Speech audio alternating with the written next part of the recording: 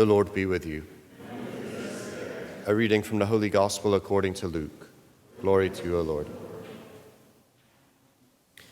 When Jesus looked up, he saw some wealthy people putting their offerings into the treasury, and he noticed a poor widow putting in 2 small coins. He said, "I tell you truly, this poor widow put in more than all the rest.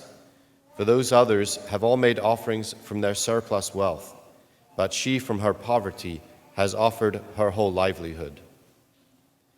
The Gospel of the Lord.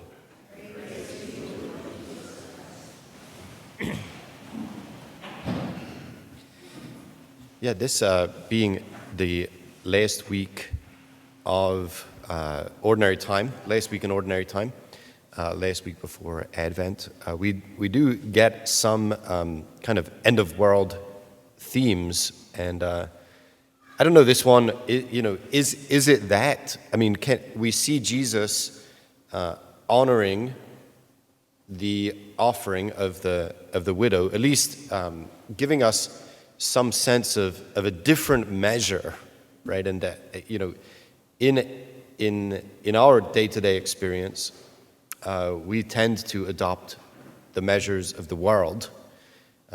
If for nothing else, then we're surrounded by these measures of success, these pursuits. I mean, everybody seems to be, in the same rat race. I mean, a lot of it rubs off on us, especially if we're not aware and attentive. Maybe this is the exhortation, right, to stay awake. But we tend to have the same kind of measure, the same kind of way of looking at things that would see, the big money being more significant than the widow's 2 small coins. And yet Jesus says otherwise. He doesn't give us much in terms of, qualitative analysis, but he does tell us that the poor widow put in more than all the rest. I mean, this is like, we don't do Common Core math here either, but this is not a Common Core math problem. Like, $1 million somehow is greater than 2 pennies, but it's like, we know what $1 million looks like. We know what 2 pennies looks like. Which is bigger, $1 million or 2 pennies? We have to answer it $1 million. And certainly we don't have the context here, the offering, right? The dedication to the treasury, the sacrifice to God's purposes. And then this is what changes the whole thing. Precisely because we're called to live in a different story, we're called to take up different measures of success.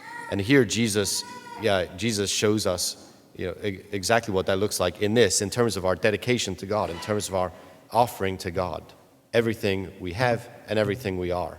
Right? What matters is that everything is dedicated to God.